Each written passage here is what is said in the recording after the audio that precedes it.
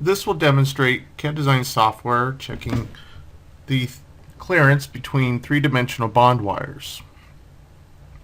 For this design, I'm using a 2-die stack up, and there's die-to-die bonding, and there's also die-to-substrate bonding. So these types of wires each can be set to a profile number or a group. So for example, these particular wires have been set to a profile number. And over here I've made a draft of my profiles that I could use to analyze. We use the profile command,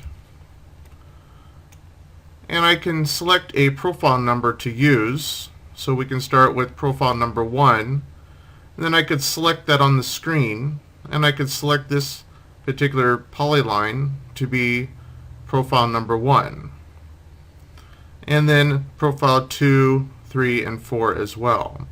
The software will use the absolute height of the bond wire and then create a standard connection between the two. This will allow you to create the bond wires using a datasheet or specifications for the bond wire height for each type of group. So these polyline bond wires over here have been set. If we use our xdata command, we can see that this is profile number 2, and this bond wire here is profile number 1. So what we'll need to do next is create a 3D model out of this. We'll use our 3D PCB command, and we're going to set the height and thickness for our dies and the substrate bond pads, PCB, and then the component bond pads on the die. The profile that we made, we use this PRF file that was made from our profile command. So the software will know to actually create those wires using the dimensions and the height from the profile I made over here. So I'll create the 3D entities. Put it in isometric so we can see it being built. So the software will start from the bottom up. It made the substrate, and now it's making all the substrate bonding pads. And it will create the die, the first die. It'll create all the component bond pads. This will be, of course, on an elevation. So if we looked at it from the side while it's being built,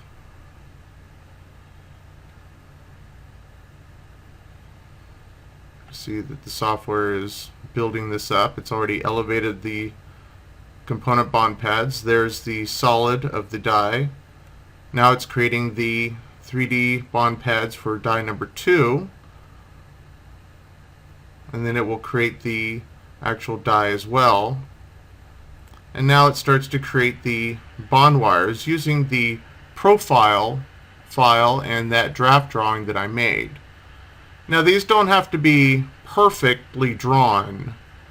The object and the goal is to create the actual height of each bond wire as it would be made using the bond wire machine and when you create the bond diagram itself.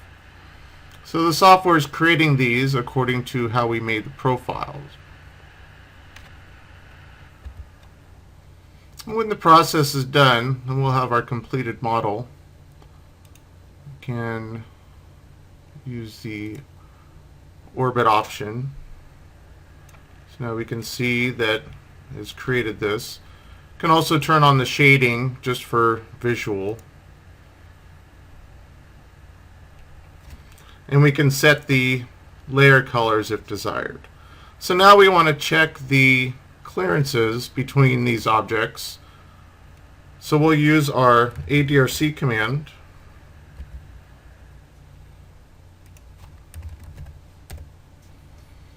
And in the Advanced Design Rule Checker, we want to first add a new rule group. And this will give us a new tab up along top here. And then we're going to add a rule to the group. In our predefined rules, we have rule number 175, bond wire clearance. If we look at the diagram for that, we can see that this will be checking the clearance between bond wires in a three-dimensional space, either side by side or also the over-under.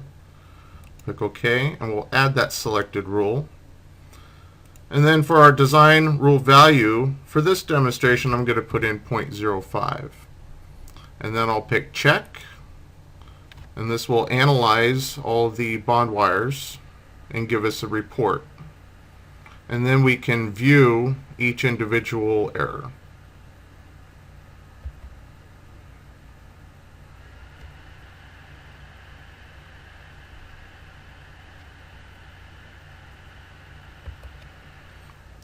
So when the checking is done, we can see that the value is turned red, meaning that we do have some violations.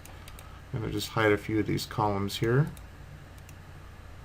So we'll scroll over here and we can see that under View Violations we have 23 errors.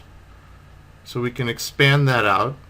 And now we can see all of the errors, the error location, the design violation, the minimum value that it reported. So you can see that since we entered 0.05, these are 0.0494. So we can pick the zoom in button and we can be prompted down here to rotate. We can type Y and enter. And then this will rotate around the error message, or the error of the violation. Also on the prompt down here, you'll see that there's stop, plus, and minus. So we can actually hit S for stop. And then we can use the plus and minus and increment the rotation. Look around. We can type X to exit back out. We return to the ADRC box. We can also look at all of these in a two-dimensional space. If we were to scroll through these, so that at this point we would know where the errors are violating and which wire pairs. And then we could return back to the software and make any modifications, such to the pad clearances, maybe adjust the pads. Maybe we can adjust the points, the distance between the bond wire ends. We can also return back to the profile. We go back to our profile layer. So then we could modify these, as these are just polylines. We could modify this, offset this. We can also draw construction lines to set the actual heights that we wanted to. And that concludes this demonstration.